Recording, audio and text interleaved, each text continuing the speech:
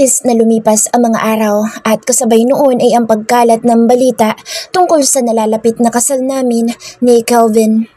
Iba talaga ang nagagawa ng pera. Nagagawa nitong pakilusin ang lahat. Maging ang puso na walang nararamdamang pagmamahal para sa isang tao ay kaya nitong itali.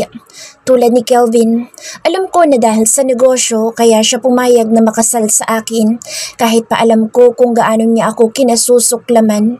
Tulad ng ipinangako noon ni Tita Lander, sinugurado ng pamilya nilang maipapaalam sa publiko at mga kilalang tao ang tungkol sa pagpapakasal namin. Nakikita ko ang disgusto ni Helen sa sitwasyon. Si Celine naman ay tikom ang bibig bagamat nakita ko ang pagkabigla niya noong malaman niya ang pagpapakasal namin ni Kelvin. Batid ko din ang mga pag-iwas niya sa akin dahil doon ay hindi ko mahulaan kung ano ba ang tunay niyang damdamin kay Kelvin. Kakatuwang kalat ang balita tungkol sa nalalapit na kasal namin ni Kelvin pero ni anino niya ay hindi ko masulyapan. Buhat noong huling pag-uusap namin dito sa opisina ni Daddy ay hindi na muling nagpakita si Kelvin dito sa mansyon. Tanging si Tita Estelle, ang ina ni Kelvin, ang kumausap sa akin at sumama sa paghahanda para sa kasal namin. Although she didn't say anything directly. I know Tita Estelle isn't thrilled about my upcoming wedding to her son. Dahil doon ay labis ang kaba at pag-aalala ko ngunit wala naman akong mapagsabihan ng takot bukod kay Michelle na wala din namang maipayo sa akin. Bagkus ay nagagalit siya sa padalos-dalos ko umanong desisyon. 2 buwan lang ay agad na naihanda ang kasal namin. Sa kilalang hotel ang napili naming pagdausan noon.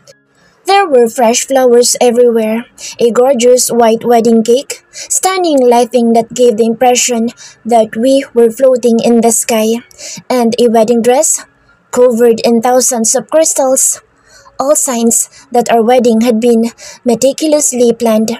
Ngunit lahat ng ito ay hindi sapat para mapagtakpan ang katotohanan ng walang nararamdaman si Kelvin para sa akin.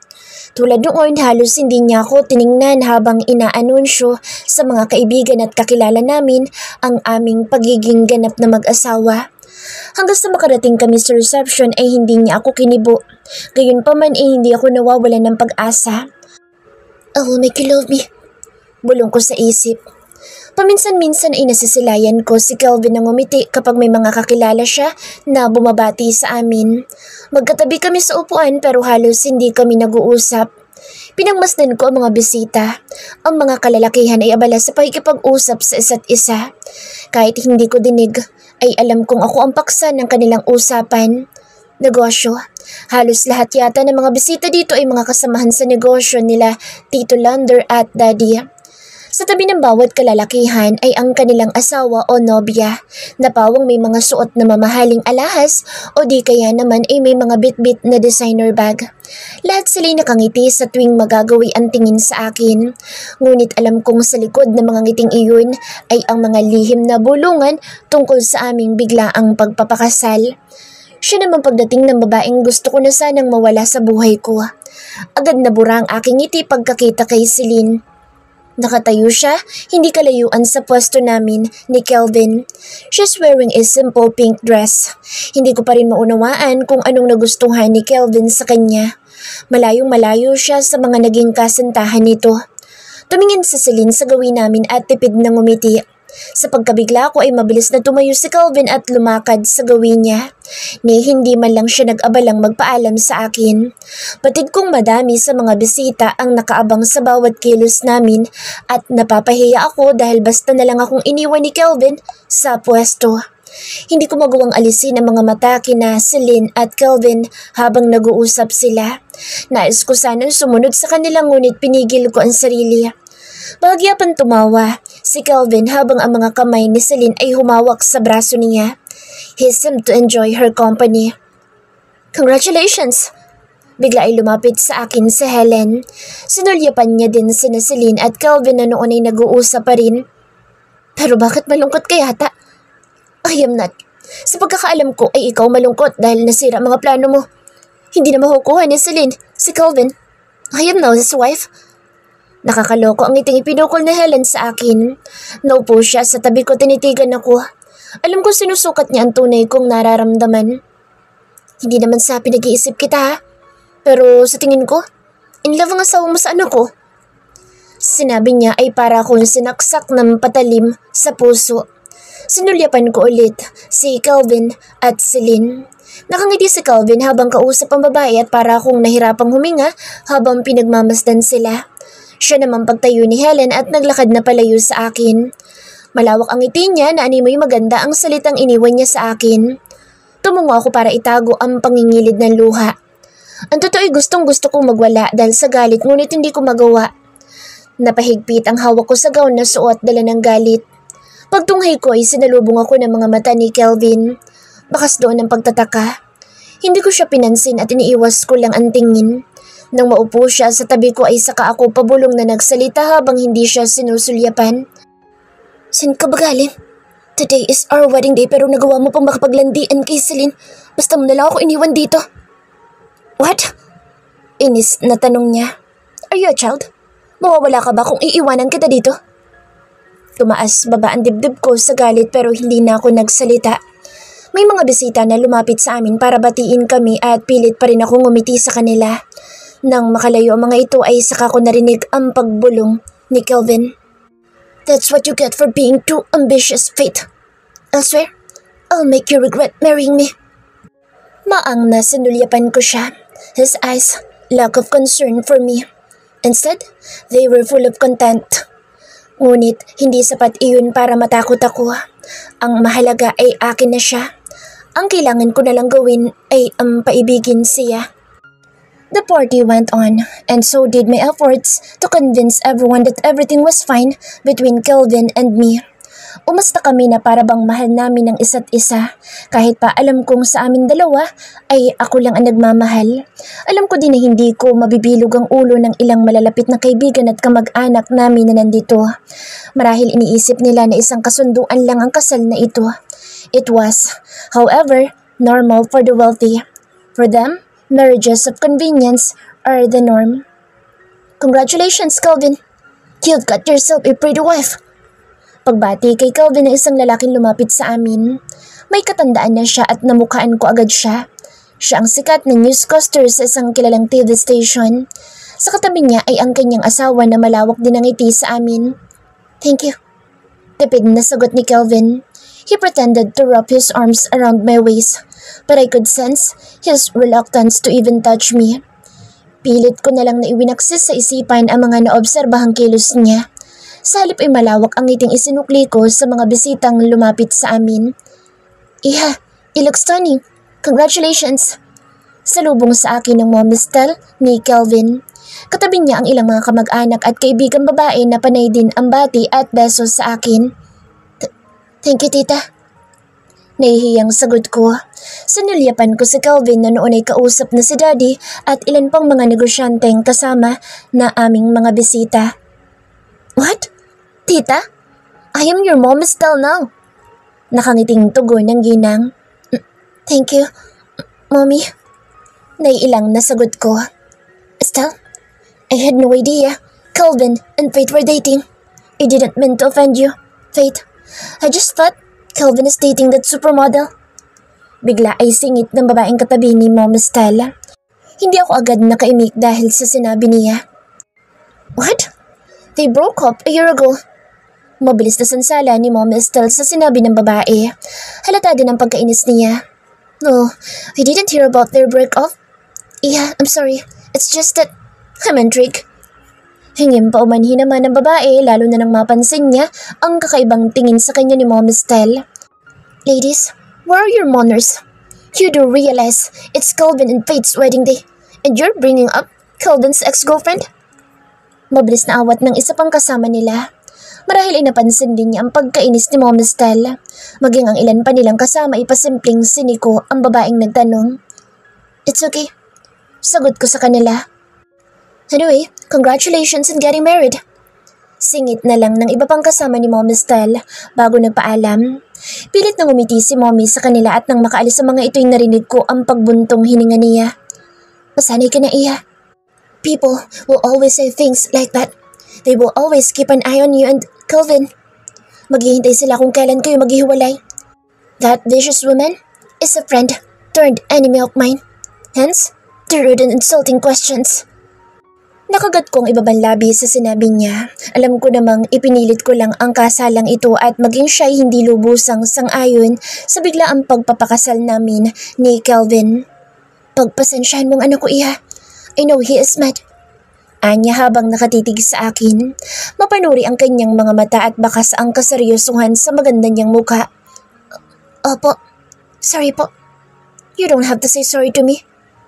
Maaga niyang putol sa sasabihin ko. Andiyan na yan. You and my son are already married. I don't like broken marriages. Faith, do everything possible to protect your marriage. Ayoko ng wasak na pamilya. Puno ng kaseryosohan niyang bilin. Bahagya pa siyang tumango na tila pinapalakas ang loob ko.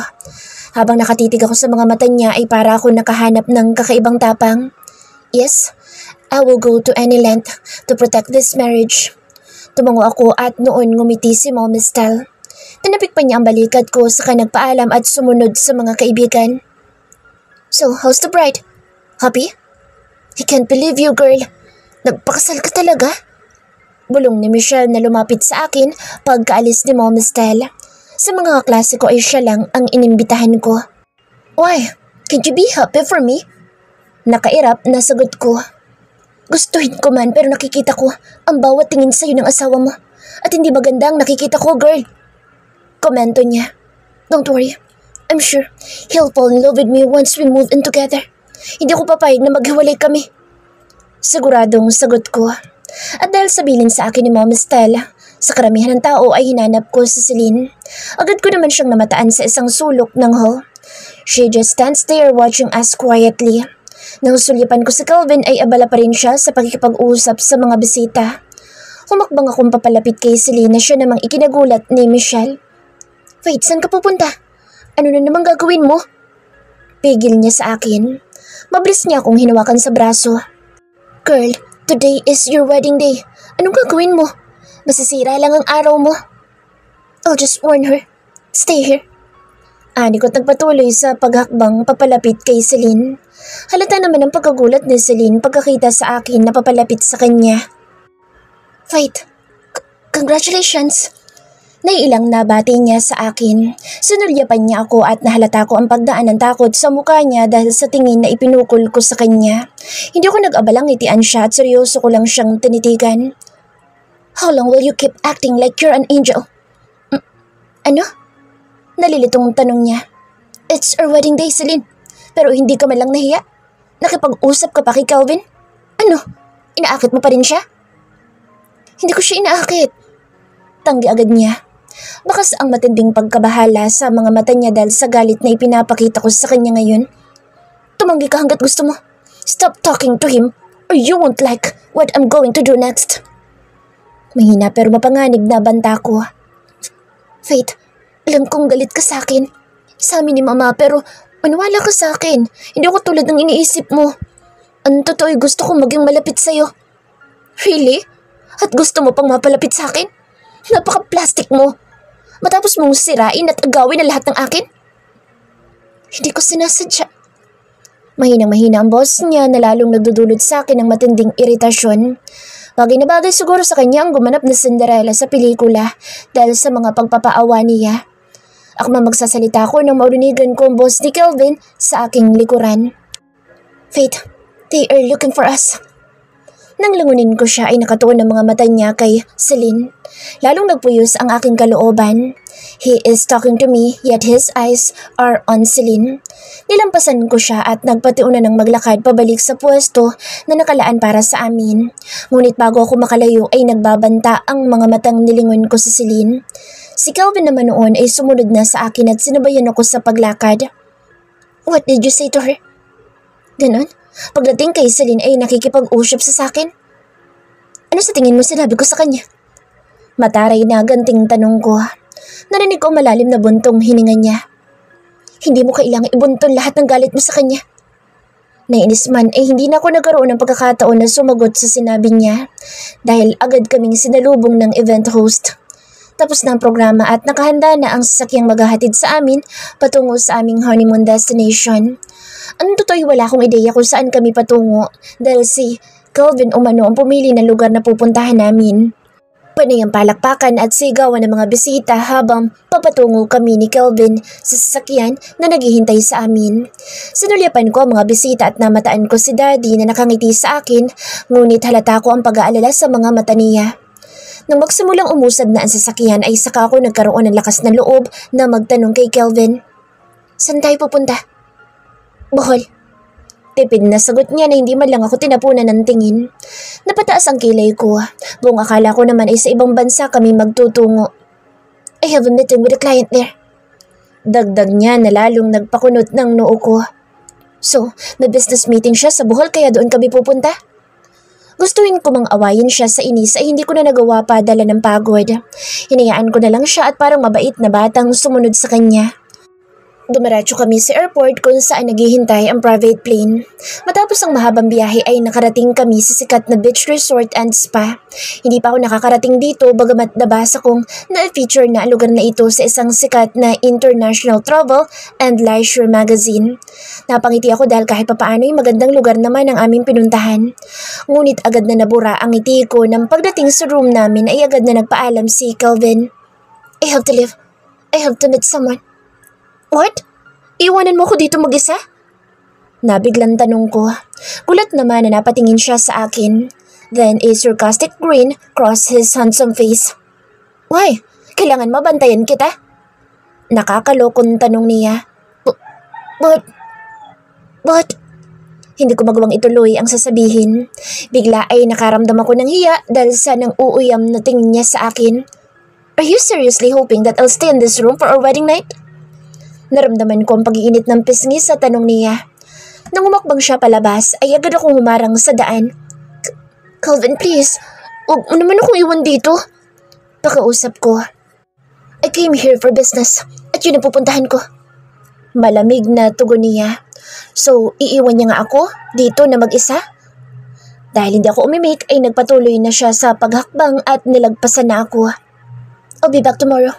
May kakausapin lang akong kliyente. Lawyer, alam kong iniiwasan lang niya akong makasama. Sino pa ba ang kakausapin niya sa ganitong oras? Gabing-gabi na at alam ng lahat na kasal namin ngayon. Kahit gusto kong tumutol ay wala na ako nagawa nang tuluyan na siya lumabas ng kwarto. Paano ko siya mapapaibig kung ganito siya kailap sa akin? Ang sabi ni Calvin ay babalikan niya ako kinabukasan. Ngunit 2 araw na lumipas, ngunit hindi siya bumalik dito sa resort. I'm beginning to feel incredibly dumb. Michelle called to check on how I was doing, and I made up stories about how much I was enjoying my honeymoon. Ayokong aminin sa kanila na mag-isa ako sa unang 2 araw namin ni Calvin bilang mag-asawa. Buong akala ko'y magiging masaya ako at madali ko lang siyang mapapaibig. Ngunit nakikita kong determinado siyang iwasan ako. Maghapon lang ako dito sa hotel room ni hindi ko alam kung nasaan si Calvin o kung may balak pa ba siyang balikan ako dito. Nakaupo ko sa balcony at pinagmamasdan ng magandang tanawin sa labas. Siguro ay mas magandang pagmasdan ng paligid kung kasama ko si Calvin dito. Hindi ko pa rin mapaniwalaan na nagawa kong pumasok sa sitwasyon na ito. Noon ay hindi niya ako napapansin ngunit hindi naman siya galit sa akin. Hindi tulad ngayon na hindi niya ako matagalang makasama. Ang plano ko noon ay makipaglapit sa kanya hanggang sa mapansin niya ako. But since Celine arrived, I became desperate. Ayokong mapunta siya kay Celine. Napapitlag ako nang marinig ko ang biglang pagbukas ng sliding door ng kwarto patungo dito sa balcony. Nalingunan ko si Calvin na siyang dumating. Our eyes met and I noticed the dark circles under his eyes. Tila ba puyat na puyat siya. Regardless, he remains as attractive as ever. Saan ka galing? Tanong ko. Sinabi ko na sa iyo noong isang araw. I had a client meeting. Malamig na tugon niya. Tumalikod na siyang muli at pumasok sa kwarto. Mukhang plano niya sanang magpalipas ng oras sa balcony pero dahil nandito ako ay nagbago ang isip niya. Hindi mo man lang sinabi sa akin kung nasan ka. Sagot ko at sinundan siya sa loob ng kwarto. Why? Do I have to keep you updated on where I am? Wait, just in case you forgot. Pinakasalan lang kita dahil sa kondisyon ng ama mo. Don't expect me to be a loving husband. Walang preno niyang sagot. His gaze is fixed on his cellphone while he is saying those hurtful words to me. My heart is breaking but I'm trying to hide the pain. Hindi ko ipakikita sa kanyang pinanghihinaan na ako ng loob. Nagugutom na ako. Samahan mo ako mag-lunch. Sa halip ay aya ko sa kanya na siyang nagpaangat ng tingin niya buhat sa binabasa sa cellphone. Halata ang pagkagulat niya sa biglaan kong pagbabago ng usapan. Saglit niya akong pinagmasdan saka nagsalita. I'm sorry. Gusto kitang samahan pero paparating na sila Mr. Reyes at ang staffs niya. May pag-uusapan kami. You're old enough to take care of yourself. Anong oras ba paparating si Mr. Reyes? Siguro naman ay nakakain na tayo bago pa sila dumating. Pagpupumilit ko, I noticed him staring at me. I could tell he was hesitant, so I was surprised when he suddenly agreed. Marahil ay nagugutom na rin siya kaya pumayag na siyang kumain ng tanghalian kasama ako. Nagpatiuna na siya lumabas ng room kaya hindi na ako nagkaroon ng pagkakataon na magpalit ng damit. Baka mamaya magbago pang isip niya. Pansin ko ang tinginan ng ilang guest sa amin lalo na kay Kelvin. Bigla tuloy ako nag-alangan sa suot kong shirt at pajama. Hindi ko mapigilan ang mapangiti habang magkasabay kaming naglalakad patungo sa dining area. Fiberglass ang bubong ng area. Maraming bulaklak sa paligid at may artificial grass mat na nakalatag kung kaya para kaming nasa garden. Nadadaanan ang lugar patungo sa pool area at tanaw ang mga hotel guest na nagbababa doon. Sa loob ng 2 araw hindi ko pa nagawang magtungo sa pool o sa beach dahil nawalan ako ng gana kakahintay kay Kelvin. Sinulyapan ko si Kelvin na seryoso lang habang katabi ako. Hindi ko alam kung anong iniisip niya ngayon. Nakahanay na kami para kumuha ng pagkain sa buffet table nang marinig ko ang boses ng isang babae na bumati sa kanya. Kelvin? Oh my gosh, is that you? Nilingon ko ang babae at para ko nalamig sa pwesto nang makilala siya. Nakatayo sa harap namin si Samantha, Kelvin's supermodel ex-girlfriend. She looked magnificent in her navy blue crop top dress and high-waisted pants. Litaw ang magandang hubog ng kanyang katawan, bagamat kinulang siya sa dibdib. She's got a designer shade, Persh A-top, her head and an iPad in her hand. May kasama siyang isa pang babae na may edad na ngunit tulad niya napaka-sexy din ang suot. Sam, why are you here? Ganting tanong ni Kelvin na halata din ang pagkabigla pagkakita sa dating nobya. Malawak ang naging ngiti niya sa dalaga habang ako naman ay napasimangot sa naging reaksyon niya. Oh my gosh, it really is you. I missed you. Bulalas ni Samantha. Sa halip na sagutin ang tanong ni Kelvin ay mahigpit nitong niyakap ang lalaki at kinintala ng halik sa pisngi. Napahigpit ang hawak ko sa tinidor at wala sa loob na inabot ko ang braso ng asawa at bahagya itong hinila palayo kay Samantha. Napatingin sa akin si Kelvin na halata ang pagkagulat sa inasta ko. Noon naman ako napansin ni Samantha at nang kasama nito. I could hear the mockery in her voice as she scrutinized me from head to toe and asked, "Who is she?" Sinulyapan ako ni Kelvin. I could tell he was hesitant to introduce me, so I did it instead. Hindi ko pinansin ang mumunting kirot sa puso sa isiping ayaw niya akong ipakilala sa dating nobya. I am Faith, Kelvin's wife. Sagot ko habang mapang-asar na sinulyapan si Kelvin. I could sense his annoyance when I mentioned the word wife. Si Samantha naman ay napanganga sa narinig. It took her about 5 seconds to regain her composure. Then, she sarcastically laughed at what I said. Wife? Really? Anya na muli akong sinuyod ng tingin mula ulo hanggang paa. Bigla akong nailang dahil sa suot ko. He didn't know you're in a relationship. I mean, with her? Baling na niya kay Kelvin. It's a long story. Paiwas na sagot naman ni Kelvin. I am willing to listen to your love story. How about tonight? Let's hang out? Aya ng babae sa asawa ko at hindi man lang ako pinagkaabalahang tingnan. Hindi man lang siya apektado kahit pa nagpakilala kong asawa ni Kelvin. Mr. Alvarez! Malakas na boses na isang lalaki ang nagpalingon sa aming apat. Pinagmasdan ko ang dumating. The man is around 50 years old. Hindi ito katangkaran ngunit matipuno pa ang katawan sa kabila ng edad. Nakasuot siya ng puting sando na pinatungan ng bulaklaking polo. His outfit is ideal for a day at the beach. Bakas ang pagiging masayahin niya dahil sa malawak ng ngiti niya kay Kelvin. Sinamantala ni Kelvin ang pagkakataon at mabilis siya nagpaalam sa amin. Mukhang wala din siyang planong ipakilala ako sa lalaking dumating. "That's Mr. Reyes." Bulong niya sa akin pagkatapos ay si Samantha naman ang binalingan niya.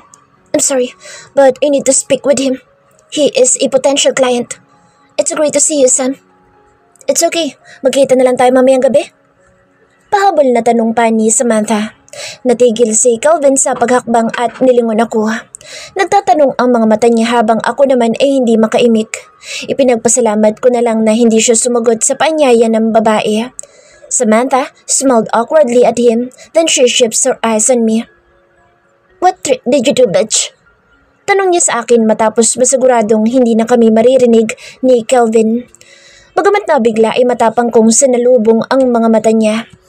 "Why do you want to know?" Ganting tanong ko. "I mean, someone like you? Kelvin's wife? Oh, come on." Anya na halata ang pang-uuyam. Nagtawanan pa sila ng kasamang babae. Sinulyapan ko siya at hindi niya itinago ang pangmamaliit sa akin. Tumaas pa ang kilay niya na tila naghahamon. "What? May sasabihin ka?" Mataray na tanong niya nang mapansin ang mga tingin ko sa kanya. Sinulyapan ko muna si Kelvin na noon ay kausap na si Mr. Reyes at nakapwesto sa isang mesa. May kasama pa silang dalawang lalaki na sa tingin ko ay mga negosyante din. Kelvin's good looks stand out among them. Marahil kaya hanggang ngayon ay hindi matanggap ng Samantha na ito nakasal na ang dating kasintahan. "Sorry, but you're too young to be Kelvin's wife, and he clearly does not love you." Nagpanting ang tenga ko sa narinig. Hindi ko nagugustuhan ang mga patutsyada ng Samantha na ito. Tumawa din ang kasama niyang babae kung kaya ibinaba ko ang hawak na tray. Nilapitan ko si Samantha at tinawakan sa balikat. Nanlaki ang mga mata niya sa ginawa ko. Akbang lalayo siya ngunit tumigpit ang hawak ko sa kanya. Idiniin ko pa mga daliri sa balikat niya na halos bumaon iyon sa kanyang balat. Samantha may be tall, but I am taller than her. Napanganga siya at maging ang kasama niyang babae ay nagulat sa ginawi ko. "What are you? No, listen to me, bitch." Magap kong putol sa sasabihin niya. Akala yata niya ay mabait ako. "Do you know who I am?" "I have no idea who you are, and I don't care." "Well, you should start worrying right now, because I can cause you to lose all of your modeling offers. I'll make use of all my contacts." Gigil, nabanta ko sa kanya. "So really, I'm not buying it. Yes, Kelvin may be rich, but you cannot use his money to intimidate me. Kilala ko siya. Hindi siya papayag na gamitin ang pangalan niya para sa mga walang kwentang bagay tulad ng pagbabanta mo." Matapang na sagot niya. Hinawakan niyang kamay ko na noon ay nakatuon sa balikat niya. "At bitiwan mo nga ako kung ayaw mong ireklamo kita." "At sino nagsabing connection ni Kelvin ang tinutukoy ko?" "I am Calix Acuesta's daughter. The last time I checked, your father was pleading with my dad to loan him the capital he needs for your family business. I can use my dad's influence to ruin you and your career." Banta ko kahit pa alam kong ikagagalit ni daddy kapag nalaman ang mga pinagsasasabi ko kay Samantha ngayon. Kailanman ay hindi ko ginamit ang pangalan niya sa mga issues ko sa buhay. Ngayon lang. Narinig ko malakas na pagsinghap ng katabi ni Samantha. Marahil ay kilala niya si daddy at maging si Samantha ay namutla pagkarinig sa apelido ko. Miss, we're very sorry. Hindi ka namin namukaan at nitong alaga ko. We didn't mean to offend you." Yung babae na katabi ni Samantha ang agad na humingi ng dispensa. Nahuhulaan ko nang siya ang talent manager ni Samantha. Ako naman ang nagtaas ng kilay kay Samantha na noon ay namumutla pa rin sa harap ko. Umasta ako naghihintay ng sasabihin niya. "Now what? Your talent here seems unapologetic for offending me." Pagtataray ko sa manager niya nang hindi siya magsalita. Sam, untog ng babae kay Samantha. I am sorry." Hingim pa umanhin ni Samantha sa mahinang boses. "Don't go near my husband again.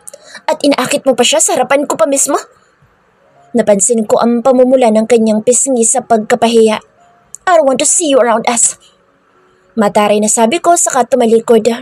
Hindi ko na itinuloy ang pagkain dahil sa nangyari. Habang naglalakad ako paalis ay napansin kong nakatingin si Kelvin sa gawi ko. Mr. Reyes is talking to him but he is not paying attention to the man. Ang mga mata niya ay nasa akin at bahagyang kumunot ang noo niya nang magawi ang tingin niya kay Samantha na noon ay bakas pa rin ang takot sa muka.